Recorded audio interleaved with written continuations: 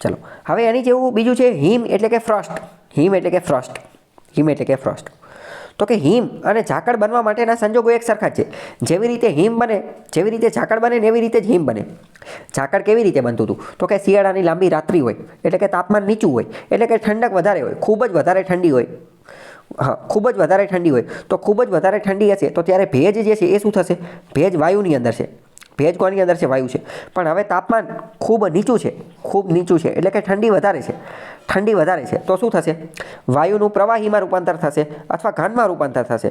જો વાયુનું પ્રવાહીમાં રૂપાંતરણ થઈ જશે, વાયુનું પ્રવાહીમાં રૂપાંતરણ થઈ જશે તો એ ઝાકળ બની જશે.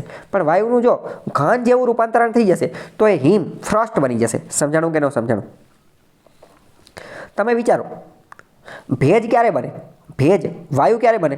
તો કે તાપમાન વધુ હોય ત્યારે, તાપમાન ઊંચું હોય ત્યારે, તાપમાન વધુ હોય, તાપમાન ઊંચું હોય, ગરમી વધુ હોય ત્યારે. જ્યારે આ હિમ ને ફ્રોસ્ટ ને આ બધું ક્યારે બને? તાપમાન નીચું હોય ત્યારે, તાપમાન નીચું હોય ત્યારે, ઠંડી વધારે હોય ત્યારે. બરાબર? આ બંને વસ્તુ એકબીજા કરતાં ઊંધી છે એ યાદ રાખવાનું. મગજમાં ઇમેજિન કરવાનું એટલે કોન્સેપ્ટ ક્લિયર થાય. હિમ ફ્રોસ્ટ તો કે હિમ અને ઝાકળ બનવા માટેના સંજોગો એક સમાન છે. પરંતુ કેટલીક વાર શું થાય? ખૂબ જ ઠંડુ પડી જાય એટલે ત્યારે એના સંપર્કમાં આવેલી હવા એટલે કે ભેજ જે છે એ 0 ડિગ્રી કરતાં પણ નીચું જતું રહે એટલે કે ઠાર બિંદુથી પણ નીચે જતું રહે. એટલે વધારાનો ભેજ ડાયરેક્ટ શેમાં બની જાય? ડાયરેક્ટ ઘન બની જાય, બરફની પત્તી બની જાય, બરફની પત્તી બની જાય. એને હિમ કહેવામાં આવે છે. બરાબર? નીચે જો હિમ જે છે એ જોવા મળે છે વૃક્ષના પાંદડા ઉપર એક્ઝેક્ટ તમે જોઈ શકો છો કે પહેલાં ઓલામાં શું હતું? તો કે પ્રવાહી હતું, પ્રવાહી ટીપું જોવા મળતું હતું. પરંતુ હવે તો તાપમાન એટલું નીચું જતું રહ્યું, ઠંડક એટલી વધી ગઈ, ઠંડી એટલી ખતરનાક લેવલની જતી રહી કે પાણીનું ટીપું ન બચ્યું નહીં, ડાયરેક્ટ જ બરફ બની ગયો. શું થઈ ગયું? ડાયરેક્ટ જ બરફ બની ગયો. હું તમને એક એક્ઝામ્પલ આપું. કેવું એક્ઝામ્પલ? એકવાર મારે હિમાચલ પ્રદેશ જવાનું થયું હતું. બરાબર? સોરી, હિમાચલ પ્રદેશ નહીં, ઉત્તરાખંડ. બરાબર? કેદારકાંઠાનો ટ્રેક હતો, કેદારકાંઠાનો ટ્રેક હતો. બરાબર?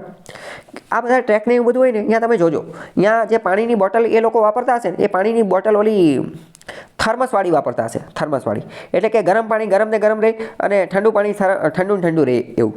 એવું શા માટે? એ મને ત્યાં જઈને ખબર પડી ગઈ. કારણ કે રાતે શું થયું? રાતે મેં પાણીની પ્લાસ્ટિકની બોટલ હતી મારી પાસે, એની અંદર પાણી ભરીને મૂક્યું. સવાર જોયું બરફ હતો. સવારે એ પાણી કેવું થઈ ગયું હતું? બરફ થઈ ગયું હતું. તો આ પ્રક્રિયાને પણ આપણે આની સાથે સરખાવી શકીએ કે આમાં શું થયું કે હિમ બનવાની પ્રક્રિયા થઈ ગઈ ને. રાતે મેં પ્રવાહી મૂક્યું હતું પણ સવારે જોયું તો બરફ થઈ ગયો હતો. બરાબર? અને બીજી વાત કરીએ, એ જ માની લો કે પ્લાસ્ટિકની બોટલની અંદર પાણી ભરીને મૂક્યું, કલાક 2 કલાકની અંદર જો તો એ અર્ધ પ્રવાહી સ્વરૂપે જોવા મળે. અર્ધ પ્રવાહી એટલે કે થોડોક બરફ બન્યો હોય અને થોડોક બનવાનો બાકી હોય. તો ઇન શોર્ટ ખ્યાલ આવ્યો કે આ બધું તાપમાન નીચું થવાથી, ઠંડી વધવાથી આ બધી વસ્તુ જોવા મળતી હોય છે. ઝાકળ અને ભેજ બંને એક જ પ્રવૃત્તિ છે. મગજમાં આ જે ચિત્રો આપેલા છે એ ચિત્રોને ફિટ કરી નાખો. મગજમાં એ ચિત્રોની આકૃતિ ફિટ કરી નાખો. એના આધારે વ્યાખ્યાન એ બધું બનાવવાનું અને એના આધારે લખવાનું. સમજાણું કે ન સમજાણું? ભારતની અંદર વાત કરીએ તો મોસમી આબોહવાના કારણે શિયાળામાં જીરું, ઈસબગુલ, વરિયાળી, તમાકુ, કપાસ આ બધાના પાકો જે છે એમાં આ જે હિમ જે છે, હિમ ફ્રોસ્ટ, એના કારણે નુકસાન થાય છે. નુકસાન થાય છે. બરાબર? મગજમાં ઇમેજિન કરીએ તો ખબર પણ પડે. કઈ રીતે ખબર પડે? આપણે જોયું ઝાકળથી ફાયદો થતો હતો, ઝાકળથી ફાયદો થતો. પણ તમે વિચારો, ઝાકળ છે ત્યારનું તાપમાન અને ફ્રોસ્ટ એટલે કે હિમ બન્યો ત્યારનું તાપમાન, બંનેમાંથી વધારે નીચું તાપમાન કોનું હશે? હિમનું તાપમાન જ વધારે નીચે હશે ને. હિમનું જ વધારે નીચું હશે તો જ તો એ શું કહેવાય આપણે, તો જ તો એ હિમ બન્યો હશે ને, તો જ તે હિમ બન્યો હશે. બરાબર? બાકી તો એ હિમ બને જ નહીં. બાકી હિમ બને જ નહીં. એટલે હિમનું તાપમાન જે છે એ નીચું હશે. તો તાપમાન ઓર વધુ ને વધુ નીચું જતું, ઝાકળ કરતાં પણ નીચું જતું રહે તો એ નુકસાન જ કરશે ને. બરાબર? એટલે નુકસાન આપેલું છે. ખ્યાલ આવ્યો કે નહીં? ઓકે, સમજાણું? તો આપણે શું જોયું કે ઝાકળના કારણે જે શિયાળુ પાક જે છે એને ફાયદો થાય છે, જ્યારે ફ્રોસ્ટ હિમના કારણે શું થાય છે? નુકસાન થાય છે. ઓકે.